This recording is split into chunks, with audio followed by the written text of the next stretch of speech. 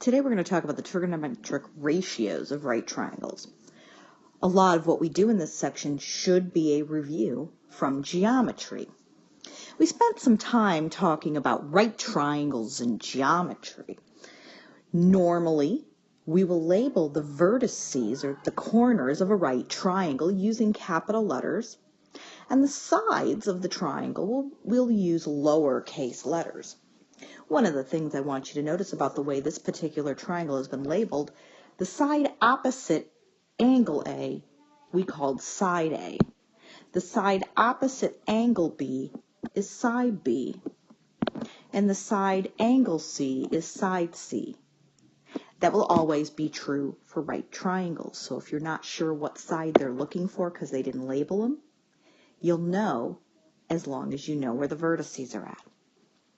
In a right triangle, the longest side, or the side opposite the right angle, is always known as the hypotenuse.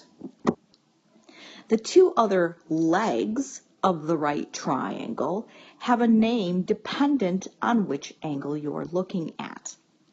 So if you're looking at angle A, and I'll use a tick mark to identify it, then side A we would call the side opposite, and side B we would call the side adjacent. And adjacent means next to. But what if I switch this up and instead I marked angle B? Well, it turns out that side C is still the hypotenuse, because no matter how you cut it, the longest side, or the side opposite the right angle, will always be the hypotenuse. But now side B is the side opposite, and side A is the side adjacent. So when we're doing our trigonometric functions, and you may remember these words, opposite, adjacent, hypotenuse will be the same in a right triangle no matter what, but the side opposite and adjacent change depending on what angle you're focusing in on. So the trigonometric ratios that we learned in geometry were sine, cosine, and tangent. Please do not pronounce these sin, cos, and tan. In the trigonometric ratios, the definition of the sine of angle theta is the side opposite divided by a hypotenuse. The cosine of angle theta was defined as the side adjacent divided by the hypotenuse, and the tangent of the angle theta was identified as the side opposite divided by the side adjacent. You may have learned this acronym SOHCAHTOA, or maybe heard a story about an Indian princess named SOHCAHTOA. It's kind of a little mnemonic device that we use to help us remember the definitions for sine, cosine, and tangent. It is very important to have these three definitions memorized. So now let's do a problem where we find the sine, cosine, and tangent for an angle in a right triangle. Let's find the values of the sine, cosine, and tangent of angle A. So the first thing I'm going to do is I'm going to put a tick mark on angle A. The reason I do that is so that I can identify my three sides of the triangle. So 8 centimeters would be the side opposite angle A, 15 would be the side adjacent, and wait a second, they didn't tell me what the length of the hypotenuse is, but I'm going to need to know that to do these trigonometric ratios. Well, if you're missing one side of a right triangle, we had a formula for finding a missing side. It was the Pythagorean theorem. You may have learned the Pythagorean theorem is a squared plus b squared equals c squared.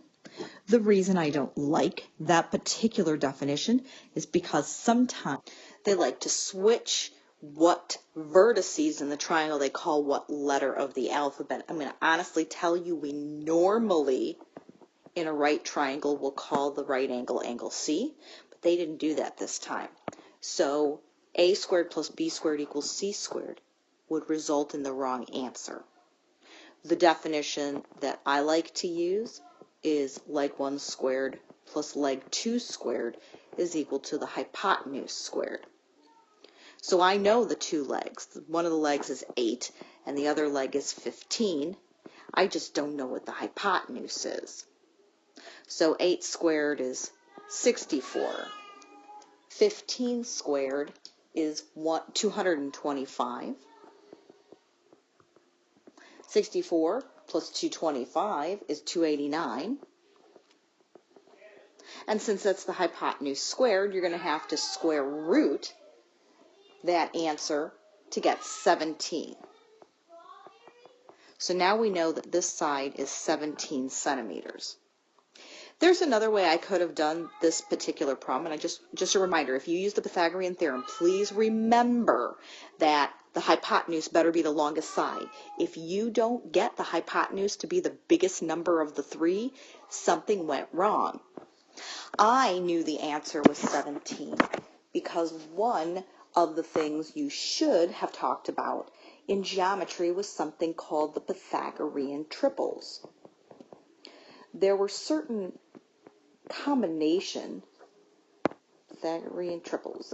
There were some combinations of the three sides of a triangle that you should have learned and possibly memorized in your geometry class because they occur so often. The most famous Pythagorean triple is the 3, 4, 5 triangle, where 5 is the hypotenuse. The other Pythagorean triples are 5, 12, 13. The one we just did, 8, 15, 17. 7, 24, 25. And also common, but doesn't show up as often, 9, 40, 41. You probably didn't talk about that one, but the other four you should have.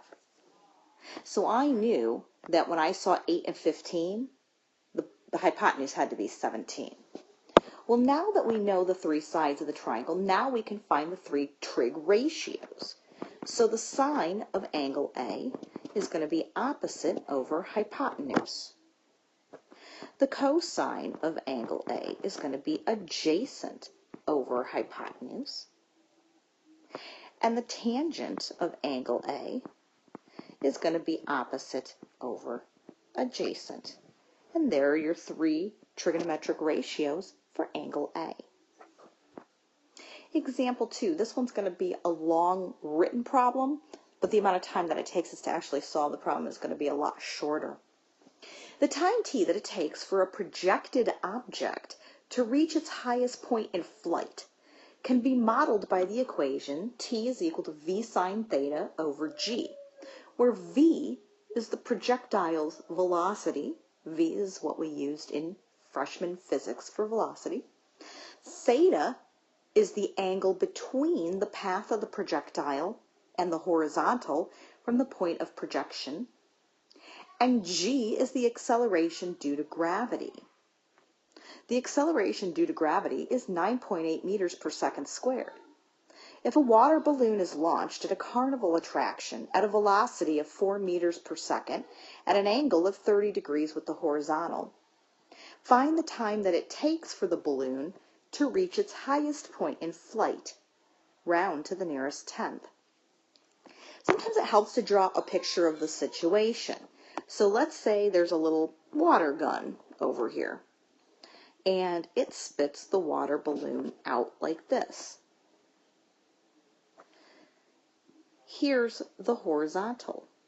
So here is theta. We want to find the highest point in its flight. So we want to find this distance. Actually, I lied, we're not finding the distance, we're finding the time it takes to get to that distance. So we're using the formula t equals v sine theta over g. They gave us some of the information that we need. They told me that the velocity was 4 meters per second. And then we're going to multiply that by the sine of theta, and they told me that the angle between the balloon and the horizontal was 30 degrees. And then they also told me that g, the acceleration due to gravity, is 9.8 meters per second squared. So I'm going to put in 9.8. One of the most common mistakes that students make is because the unit of measurement is 9.8 meters per second squared, they like to square this number. Please do not do that. Now, since the final answer is going to be time, the units of measurement of time are going to be seconds. How do I know that? Well, because if you look at the units of measurement for velocity and for acceleration due to gravity, the time component is in seconds. But the other thing you learned in chemistry was something called dimensional analysis. Maybe they didn't call it that. It was a way of canceling out units so you knew what the units of measurement would be at the end of a problem. So in the numerator, we're dealing with meters per second, and in the denominator, we're dealing with meters per second squared. So that meters per second from the numerator is going to multiply by the reciprocal of the units from the denominator, because think of the units of measurement as a fraction. Whenever you divide by a fraction, you multiply by the reciprocal. So what happens is these go away, and then the seconds end up canceling, so you're left with a second there, and that's why the final answer will be in seconds. Do you have to do this canceling to determine that the final answer will be in seconds? No. Use common sense and say to yourself, well, I'm finding time, so the time is either going to be in seconds, minutes, hours, days, weeks, years, and you'll know which unit of measurement based off the information from the problem. All right, so now I'm going to get rid of this. Before we plug this into our calculator, we have to do a quick check. And that quick check is that you need to press the mode button on your calculator. Press the mode button and make sure that degree is highlighted and not radian. I'll tell you in the future what a radian is, but for right now, you need to make sure it says degree. You change it by putting the cursor on degree and hitting enter. If you don't do this, if you do not check this, if you do not change this, you will get the wrong answer.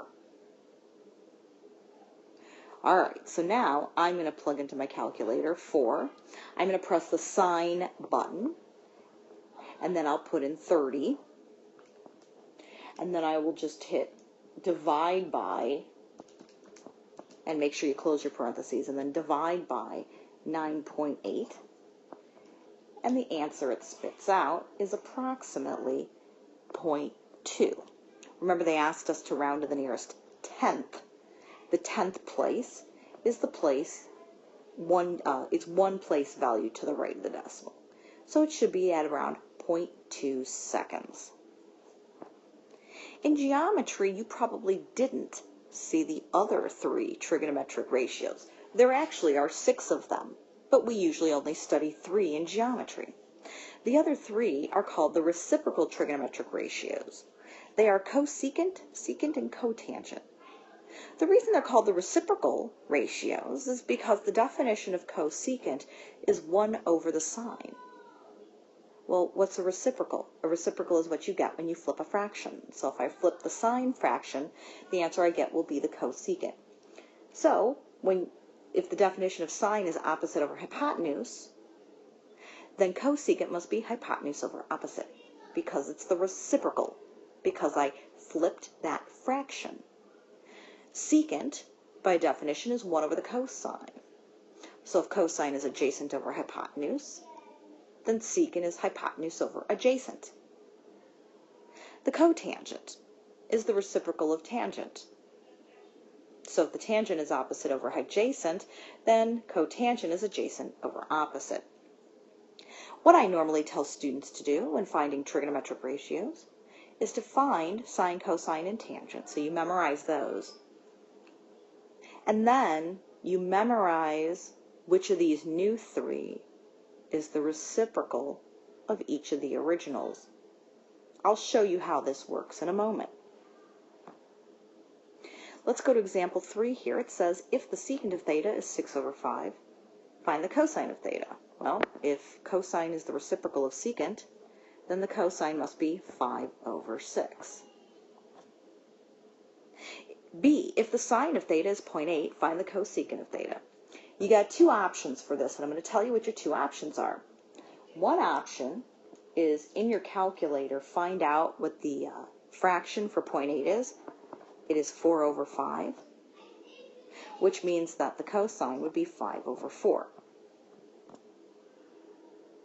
The other option is to use a button that we've seen but we've probably not used. The reciprocal button on your calculator is this button. X to the negative first power. Remember, x to the negative first is the same as 1 over x? That means flip the fraction. So if you type into your calculator 0.8, and then you press that x to the negative first key, so this pops up, and you hit enter, it will tell you that the answer is 1.25. Well, guess what 1.25 is? It's 5 over 4. Example 4. Find the values of the 6 trigonometric ratios for E. All right, so I'm going to start this problem by marking E. So I know this is the side opposite. This is the side adjacent. Uh-oh, I don't know the hypotenuse. So let's use the Pythagorean theorem to find it. 3 and 7 are the legs of the right triangle because they make up the right angle. So leg 1 squared plus leg 2 squared is going to be the hypotenuse squared. 9 plus 49. 9 plus 49 is 58. So the hypotenuse is going to be the square root of 58. You can simplify, or you can check to see if this radical can be simplified by trying to divide 58 by perfect squares. So 58 divided by 4 gives you a decimal, so it didn't work. 58 divided by 9, 58 divided by 25, 58 divided by 36. And if you keep trying all your perfect squares, you'll find out that none of the perfect squares are divisible into 58, which means 58 cannot be simplified. So we're going to leave this as the square root of 58. Now we're going to go and find the 6 trig ratios. So this is what I was talking about earlier. First, we're going to find the sine, cosine, and tangent. So the sine of E is opposite over hypotenuse. The cosine is adjacent over hypotenuse. And the tangent is going to be opposite over adjacent. What I'm going to do is right next to these, I'm going to write their reciprocals. The reciprocal of sine is the cosecant function. The reciprocal of cosine is secant. And the reciprocal of tangent is cotangent. No one ever forgets that one. It's these two that people sometimes confuse because they want the reciprocal of cosine to be cosecant because they both start with C. And that's not how they work. So we're going to need to just memorize which trig function is the reciprocal of which original trig function. So now reciprocal just means flip the fraction. Now this is the easiest way to do the problem. What I didn't talk about is, well, what do I do here and here? Because I have a radical in the denominator. And in Algebra 2, we reviewed rationalizing the denominator. Well, in order to get rid of the radical in the denominator, you would multiply by the square root of 58 over the square root of 58. And then in the numerator, you would get 3 the square root of 58. And in the denominator, the square root of 58 times the square root of 58 is going to be the square root of 3364, but the square root of 3364 is 58. Let's look at this another way. Whenever you square, remember multiply by itself, whenever you square a square root, they cancel. There's a pattern to how this works, and that's going to help you determine what the final solution is rationalized. So I'm going to tell you that rationalized, the cosine of E is going to be 7 square root of 58 over 58. The reason I like to write these anyway is because then it's easier for me to write the reciprocal identities. Trust me, you don't want to flip that fraction and then have to go back and rationalize again. It's a mess. So in the length of time that I've been teaching this class, I always recommend to my students to write out all this work. so that they know when they flip their fractions for their reciprocal identities to flip the original solution and not the rationalized solution. In geometry, we learned about two special right triangles. One of our special right triangles, and this is going to affect us for the remainder of trigonometry, was the 30, 60, 90 triangle. And maybe they had you label the sides of the 30, 60, 90 triangle. The side opposite 30 is x, the side opposite 60 is x to the square root of 3, and the hypotenuse was 2x.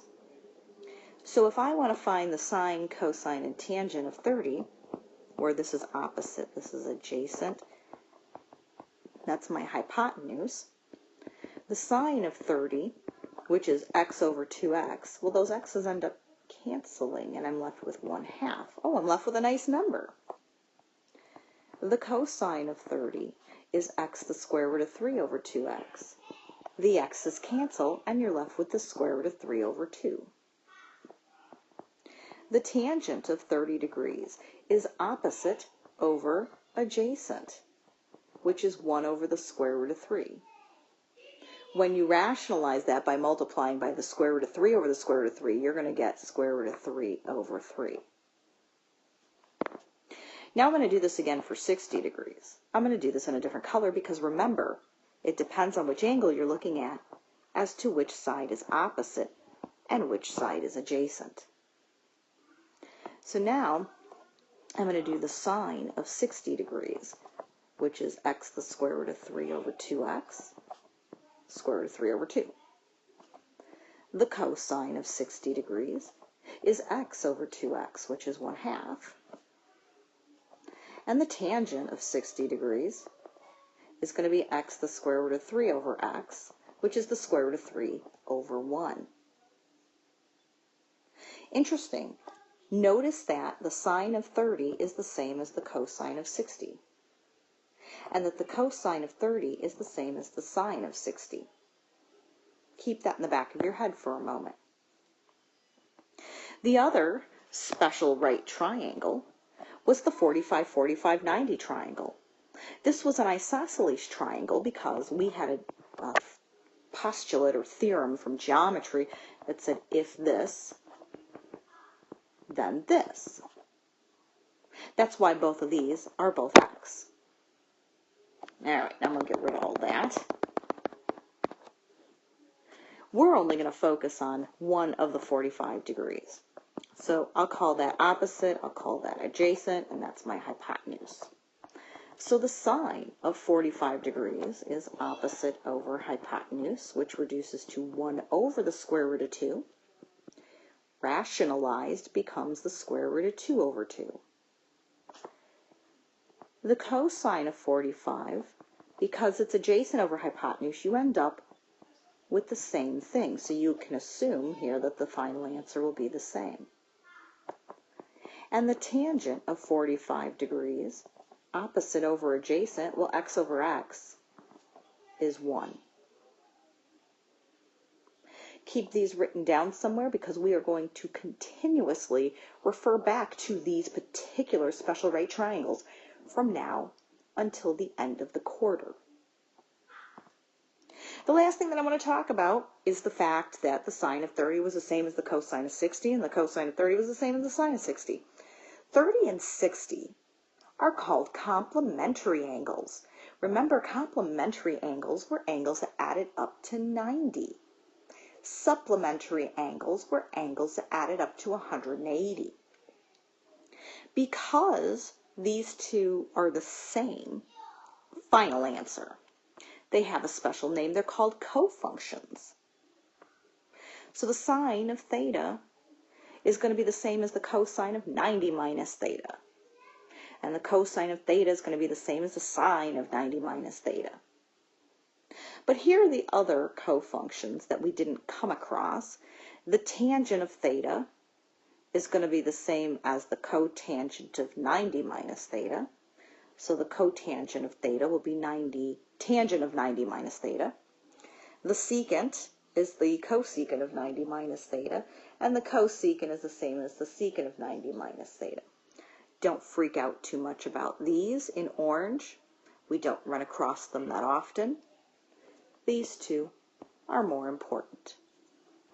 And that is section 5.2 on the trigonometric ratios in right triangles.